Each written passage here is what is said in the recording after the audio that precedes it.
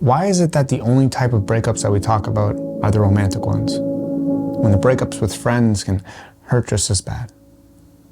I think it's because we lose our person that we told everything to, the person closest to us. So we end up just keeping it inside. But today, we're going to talk about it. Hi, my name is Joey, and on this channel we discuss the things that we all face, but are a little bit too uncomfortable to talk about. So subscribe, become a part of the family, and I encourage you to leave a comment below explaining your thoughts and feelings on this topic. So if you are going through a breakup with a friend, you feel alone because the person that you once went to with everything is now gone. It can feel like you're trapped in a room with no signs of light to get out. It can feel like your world is ending. You can feel guilty, you can feel sick to your stomach, and if you're wondering why I know these feelings, it's because I've had a friend break up too. My best friend moved away 5 years ago, and it took me until this year to process how bad it actually hurts. Now, not all friend breakups look the same. They come in 3 different forms. 1, the breakup. 2, ghosting. And 3, growing apart. And in my case, it was a little bit of all 3. I was so bottled up with my emotions that I just let my friend leave. And I did it because I thought it was what was best for him. But now I realized that there were so many things left unsaid. It started off just growing apart, then it felt like a breakup, and then it eventually got to ghosting because we stopped talking to each other. And I'll be honest, it just really hurt. It was easier just to try and forget about it and say, well, that's life, than it was to acknowledge it. But as I do the things that I used to do with him, I notice how much I miss him by my side. He helped me be more outgoing and talk to new people because he was a person that could talk to a stranger about a light bulb. He was the one that I went out on the town with, and now I don't do that anymore. It's not because I have no interest. It's because I have no interest because he's not there. However, even though this really hurt, and it hurt more even over time, time is what we really needed in order for our friendship to reconnect. So now let me go back and break down and explain the 3 types of breakups with a friend. 1, the breakup. This is that big fight, that big falling out, and things are said that maybe shouldn't have been said. 2, ghosting. Your friend just stops talking to you. They replace you with a new life, new people, and they ignore your messages. And when they do reply, it's one-worded. 3, growing apart. This is the most natural form of breakup. It is like when you get out of high school and you go to different colleges and then you get new jobs and you have to move to new cities and new states and new countries. You get a new partner and life changes.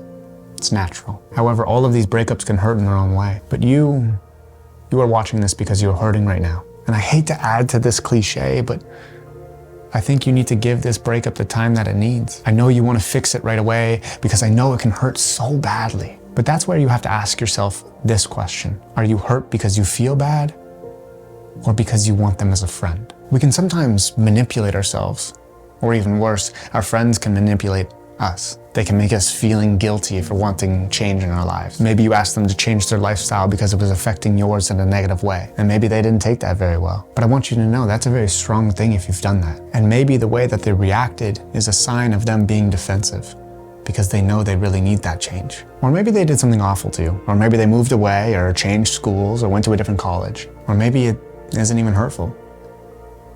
And you're just sad that your best friend isn't in your life anymore. That's okay. But let's talk about how we can fix this. And when I say this, I don't mean your friendship. I mean you. How can we fix this feeling that you are in? Because even though you want to fix this friendship, half of the friendship is you. And if you're not in a place where you feel strong, where you feel at ease, or where you feel yourself, then the friendship that you are trying to rekindle will never be true. So, let's talk about you. You are spending all of your energy thinking about how they feel.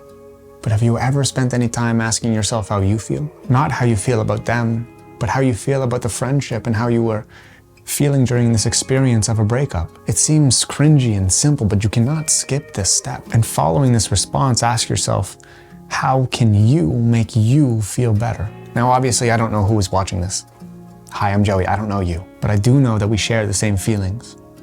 So here are the things that helped me survive my friend breakup. 1, I acknowledge how I felt about my actions. As I said earlier, I felt pretty garbage because he left with things unsaid on my part. So what I did is I wrote them down. And what I did is I brought it out in a text after some time, and I allowed things to cool down. And I waited for the right moment, and it really helped us both come to terms that we didn't really mean to hurt each other.